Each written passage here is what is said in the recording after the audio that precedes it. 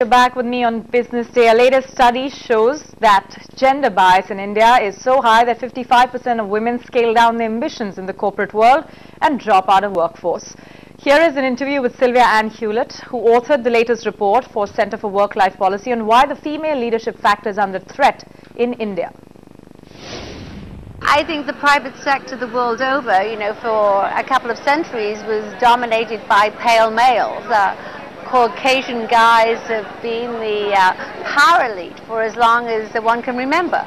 But what has happened over the last 10 years, maybe particularly in emerging markets, is that there has been the growth of a brand new labor pool, very highly educated women, very ambitious women who are determined to use those credentials in the marketplace, earn a lot of money and gain power.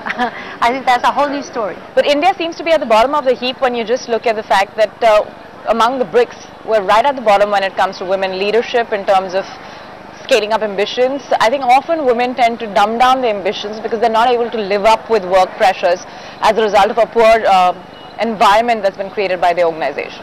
Well, in this study we looked at 5 geographies: Brazil, Russia, India and China. And India was the country where you saw the most bias, the most discrimination.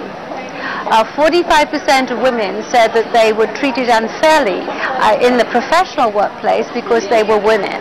They didn't have nearly the same kind of chance for promotion as their male counterparts. Exactly that, because the leaders that we're talking about seem to be aware of the problem, but what are they doing about it? They can see the problem, but they're not necessarily doing anything about it. I think that's really true. We're finding in our work in both the UK and the US, and we did some very recent work on this, that the magic ingredient in terms of finally unlocking, that route to the top is not mentoring, because that is not strong enough, but something called sponsorship. You need a very senior person to go to work on your behalf, to use up chips on your behalf, to link their reputation to yours, and almost, pick you up and carry you to the next stage. Do you think time has now come that we need to start looking at women as a resource beyond just the fact that we need a tick mark on a checklist that this is about gender equality, but actually that women are just a profitable resource? Start thinking of profit and ensure that women are part of that process. Right. Well, almost 40% of college graduates in India are now female. Why would you want to throw away that investment? Right this second, too many women drop out when they're 32 or when they're 38 or when they're 29.